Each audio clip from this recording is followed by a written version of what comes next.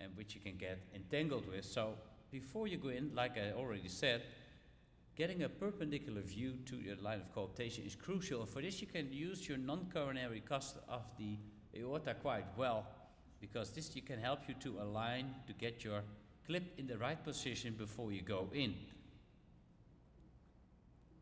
Here we go. It's difficult to move on. Let's do it like this. So again, we can use that, and you have our different angulations and different angulations of the clip to get perpendicular to the line of coaptation.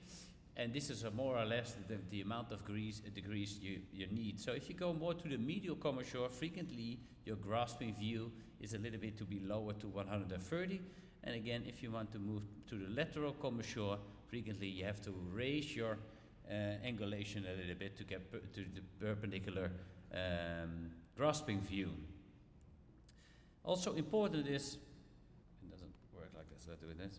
If we move more to the especially the posteromedial commissure. So if we want to treat this area, there are two ways to do it. So the first way to do your transseptal puncture, and it's not a standard transseptal puncture, you can go really high because you need the space in your left atrium to really steer down towards the mitral valve. That's the one way to do it. But the other way is actually to do a very low transseptal puncture, and I will show you why. Damn, I have to do it by hand. Because this can happen if you do your high transseptal puncture. You can see the orientation, you will get to the medial commissure, but you have an angulation that sort of goes into the chordae, so it can be difficult to get in. So if you do your low transseptal puncture, and I will show you why.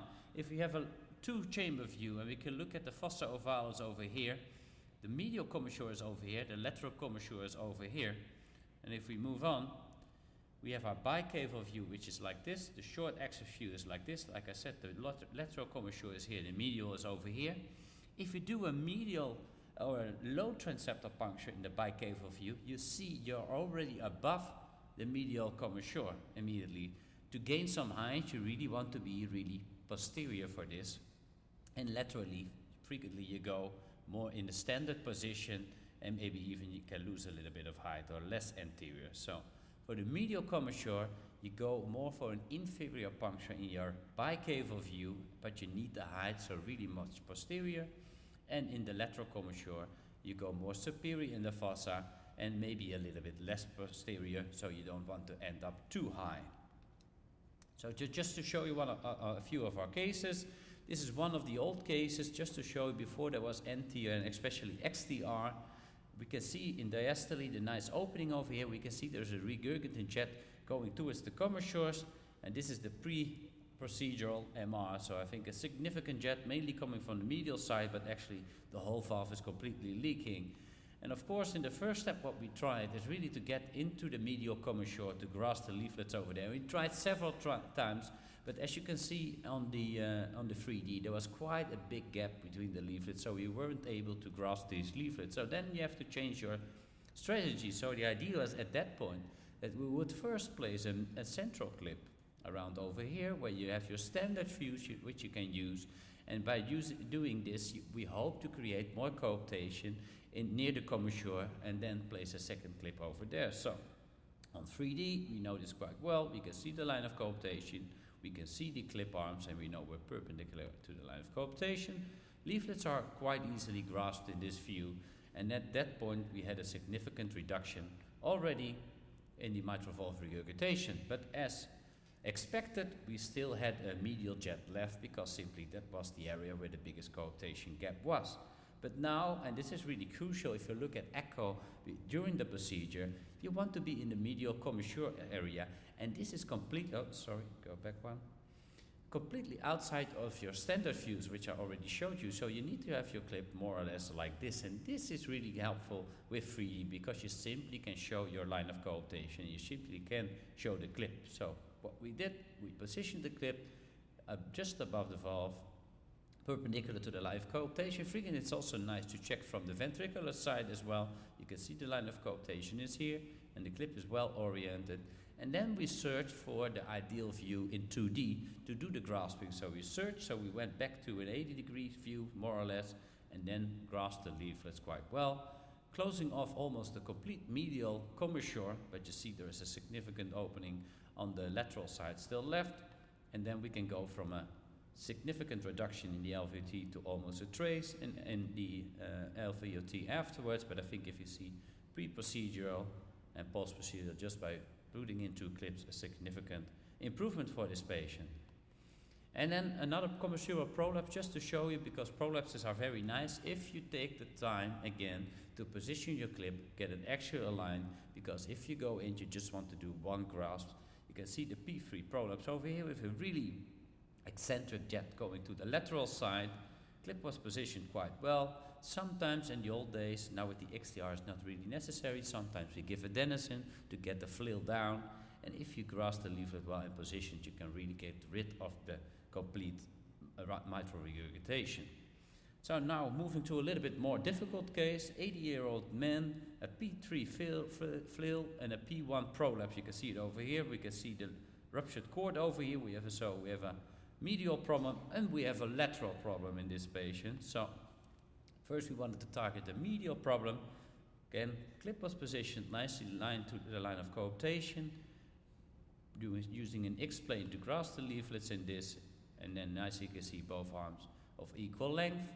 And after the first clip closure, there was still a medial jet left on the medial side, so we decided to go in. It's already stabilized a little bit more, so it's getting more and more easy. But again, you're moving more and more into the commissure to make sure that it's okay, because you do not want to get stuck. We dive in, we look at the LVOT, or the LVOT view in this one, grasp the leaflets, and now you can see also in this patient we almost completely closed off the posteromedial commissure. But as we already said, there was also a problem on the lateral side. So we moved on. You can see the lateral side, there was still a severe prolapse with a significant eccentric MR going towards the septum. So again, another clip is positioned here. Now from the other side, again, checking on 3D, checking your actual alignment, and when you go in, make sure you do not dive into the chordae and do not manipulate too much. When you're in the ventricle, open up your clip and pull back, and then we're able to grasp the leaflets also on the lateral side. And you can see 2 clips on the medial side, 1 clip on the lateral side, and we can see we have a very nice reduction in this patient. So even in complex cases can be treated. Of course, you have to decide, because this is not always the easiest case to do, if surgery is an option for the patient. If not, then MitraClip can work out quite well. So if you target the commissures, again, do your proper transseptal puncture, because it really saves you time and makes a procedure possible. Because especially if you go to the posteromedial commissure, if you screw up, I would say, with your transseptal puncture for this one, you will end up and you will not be able to do your procedure. Make sure that you're perpendicular aligned to the line of coaptation. Do not adjust too much in the LV, and use 3D and unconventional echo views. Also, a technique which can be used is the zipping by clipping technique, invented more or less by Hussein Inchi. So the idea is, instead of putting a central clip, that you go from the commissure, more working towards the medial part. And this can be used in several occasions, and this again was more of the case when we didn't have the big XTR clip. So in ischemic, when there was asymmetrical tethering, if there was a large coaptation defect, and if there were subcommissures were involved, so clefts or in big indentations. Also for DMR, we can use it for commissural problems, regions in the P1, P3, large flails, and in clefts or indentations. So the idea is that, again, that you move from the medial commissure completely towards the center, sometimes by putting in 3, 4, or even 5 clips. We didn't use that much, but I would love to show you this case. Is from Francesco. A big flail here in the A3 and P3 area, flail gap of 2 centimeters, so a significant problem. You can see nicely on 3D, a huge prolapsing segment over here. So again, on the medial side, so an infraposterior puncture was done. Again, nicely showing on 3D that you immediately are above the posteromedial commissure. And nice, you can see how the clip is nicely perpendicular and nicely actually aligned towards the apex in this patient, and the first clip was deployed in the medial commissure. but at that point there was still a residual leakage coming from the lateral side of the first clip. You can see on the 3D as well, there was still some ruptured cord here on the medial side, and it was positioned the second clip more lateral to the first clip. Again, using the X-planes, using your 3D, it was quite easy to do that. And then leaflets were grasped, and also important is although I love echocardiography, also in these steps, like already said in the previous talk, fluoroscopy is crucial as well. You need to check with fluoroscopy if you see your angulation and your perpendicularity is the same as in the fluoroscopy as your previous clip, you can use that as well, because sometimes when you're really close to the first clip, it can be difficult to visualize it by echo. And then at that point there was still a medial jet actually in between those clips. A lateral jet left. So a third clip even was placed, so a real zipping by clipping technique was done. Leaflets were grasped, and then at that point, unfortunately, because it was a severely diseased segment, there was in between these leaflets, there was still a residual jet left, and at that point, you can see it quite well over here, so there's a large opening here on the lateral side. You can see this is the shaft of the clip delivery system. There is a clip here on the third clip on the lateral or the medial side, but completely on the lateral side of all the other two, and there was a significant jet still coming in from the in between these clips, and that was the point where they passed through the interclip distance, and then they deployed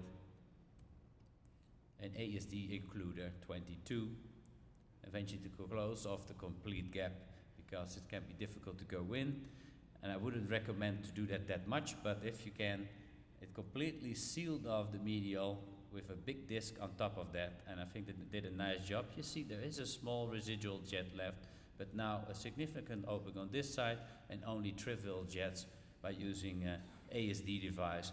But be careful putting in these kind of devices, because there are definitely patients are known to get hemolysis afterwards, so even high rates of LDH, hemoglobin going down. So only in cases where you really want to do something, do this. Finally, to the difficult cases, the clefts or the big indentation. Clefts are, I think, more for the anterior leaflet, but if they really go towards the annulus completely, also on the posterior side, there are several ways to treat these clefts. First of all, we can always stay away frequently in the majority of cases and place a clip in the A2 and P2 segment. Just for functional MR, frequently if there are big indentations, just clipping in the A2 and staying away from them, you won't get into trouble. So make sure that you're perpendicular and you're not pulling open one of the indentations, but frequently this works quite well. Of course, you can put it in a clip in between this cleft, but it is not frequently done. As already said, zipping by clipping, so putting in multiple clips to close off the cleft is an option. In the beginning, what we frequently did is asymmetrical clips. So we placed one on the posterior side on one side of the cleft, going perpendicular, not completely perpendicular, but asymmetrically towards the anterior leaflet, and by this we could pull the posterior leaflet and closing off the cleft.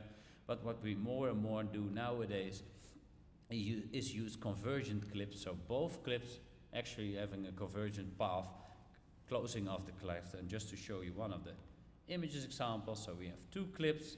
We can again use 3D a lot to visualize this. We can see it, and the other clip is a little bit off angulation, and by doing this you can really nicely putting in two clips. This is just one of the cases, a big indentation here where you can see the regurg is also coming from.